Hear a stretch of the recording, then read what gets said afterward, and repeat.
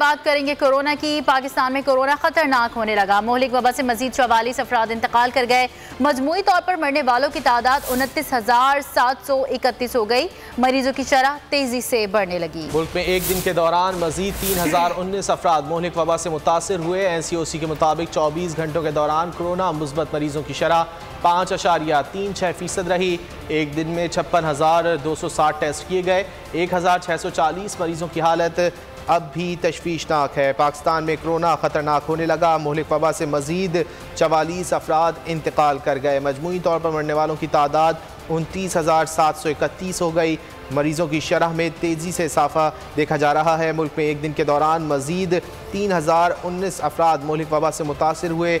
NCOC के जारी करदा आदाद-ओ-शुमार के मुताबिक 24 घंटे के दौरान कोरोना मुस्बत मरीजों की शरह 5.36% रही। एक दिन में 56,260 टेस्ट किए गए, जबकि 1,640 मरीजों की हालत अब भी तशवीशनाक है। मुल्क में कोरोना के वार जारी हैं। मोहलिक वबा से मजीद 44 अफराद इंतकाल कर गए हैं। मजमूई तौर पर मरने वालों की तादाद अब 29,731 हो गई है, जबकि मरीजों की शरह तेज़ी से बढ़ने लगी है। मुल्क में एक दिन के दौरान मजीद 3,019 अफराद मोहलिक वबा का शिकार हुए हैं। सब्सक्राइब करें और बेल दबाएं ताकि कोई खबर रह न जाए।